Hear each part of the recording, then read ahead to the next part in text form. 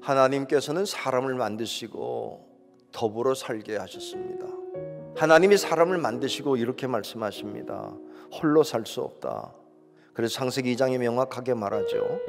여호와 하나님이 이르시되 사람이 혼자 사는 것이 좋지 아니하니 내가 그를 위하여 돕는 배필을 지으리라 하시니라.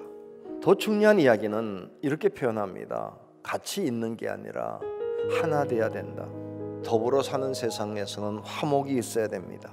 그런데 우리가 사는 현실을 보게 되면 화목보다는 갈등, 화평보다는 분쟁이 많은 것을 보게 됩니다. 하나님의 의도와는 전혀 상관없는 세상이 되어가는 것을 발견하게 되지요. 사람 사는 곳이라면 어디나 있는 갈등, 분쟁, 다툼, 그렇다고 해서 그냥 받아들이고 놔둘 수는 없는 거죠. 갈등이 자연스러워 보이긴 하지만 이걸 그대로 두어서는 안 된다는 것이 성경의 가르침입니다.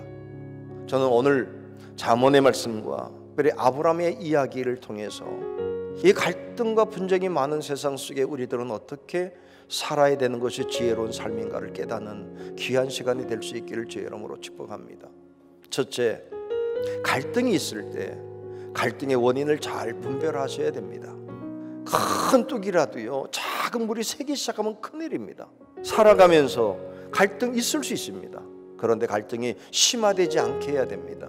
그러기 위해서는 먼저 갈등이 무엇인가를 잘 살펴보셔야지 바른 대처를 할 수 있죠.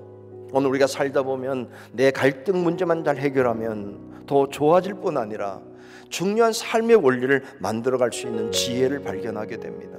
그러기 위해서 가장 먼저 이해될 게 뭐냐, 왜 이런 갈등이 생기게 되었을까?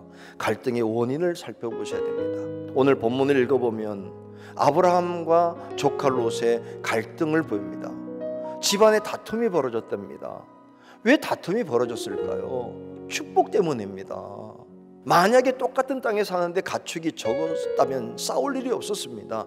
가축이 늘어나서 다툼의 시작은 풍성해졌기 때문입니다. 그런데 그게 다툼의 이유는 아닙니다. 그런 배경 속에 진짜 문제는 감사를 잊었기 때문입니다. 행복이 다툼의 이유를 됐습니다. 아브라함의 가축도 늘어나고 조카의 가축도 늘어날 때 하나님께 감사만 하면 다툴 일이 없는데 감사를 모르는 종들이 문제입니다. 그들이 다투기 시작합니다. 어떤 일이 벌어졌을 때 한 번쯤 눈을 감고 이 일의 배경이 무엇인지 살펴보십시오. 그러면 그 속에 우리는 이런 것이 보일 겁니다. 아, 하나님의 은혜가 있었구나. 하나님의 축복이 있었구나. 그런데 우리에게 하나님의 은혜를 잊어버리고 있구나. 꼭 기억하시기를 주의 이름으로 축복합니다. 둘째는 갈등을 일으키는 자가 되지 마십시오. 살면서 어떤 일이 있어도 갈등의 주체가 되지 마십시오. 시발점이 되지 마십시오. 불 붙이는 사람 되지 마십시오. 참 다툼 좋아하는 사람은 다툼을 만듭니다. 시비를 겁니다. 잠언 29장에 이런 말씀이 있어요. 지혜로운 자와 미련한 자가 다투면 지혜로운 자가 노하든지 웃든지 그 다툼은 그침이 없다. 미련한 사람은 웃어도 왜 웃냐고, 화내면 화낸다고 화내고, 웃으면 웃는다고 화내고, 아무 표정 안 보니 왜 반응이 없냐고 화를 내고, 싸우는 사람과는 어쩔 수가 없습니다. 더 중요한 게 뭔지 아십니까?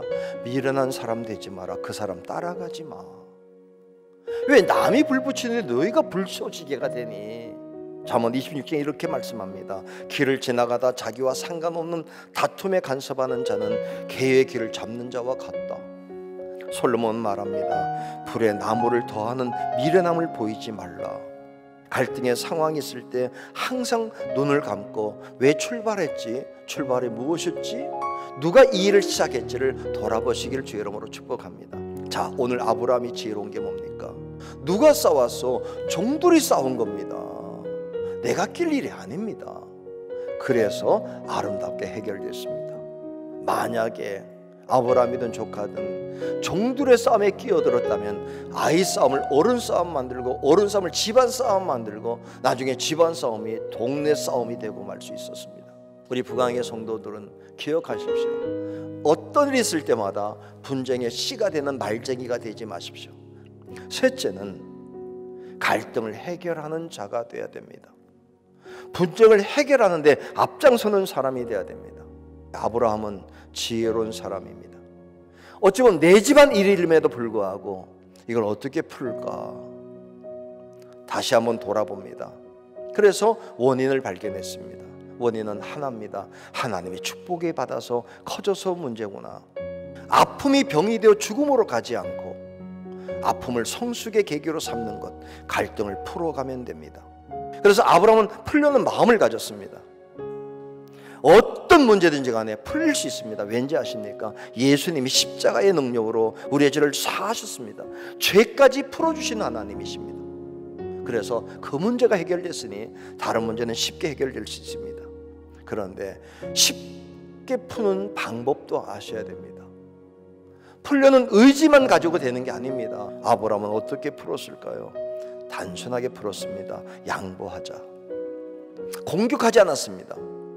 공격하지 않고 한 가지를 말했습니다. 거리를 둬야 되겠구나. 헤어져야 되겠구나. 따로 가는 게 좋겠다. 가장 간단한 방법은 좋은 땅을 너가 택해. 가장 아름다운 방법을 선택했습니다. 사람과의 갈등의 순간, 하나님과 더 가까워지는 순간을 만들었습니다. 아, 사람과 멀리하라는 거구나. 하나님과 더 친밀해지라는 것이구나. 조카는 좋은 땅으로 떠나고 나는 하나님과 함께하는 땅으로 떠났습니다. 우리 자녀가 살아가는 길 속에 많은 갈등이 나타나게 될 것입니다. 수많은 갈등이 있게 될 것입니다. 그때 우리 자녀들은 절대로 갈등을 일으키는 자가 되지 않도록 기도하십시오. 만약에 누가 내게 갈등을 일으킬지라도 그 갈등을 하나님 안에서 지혜롭게 제처해서 도리어 축복의 계기가 되고 내 인생의 확장의 계기가 되는 그런 삶이 저와 여러분 그리고 우리 자녀들의 길을 주의 이름으로 축복합니다.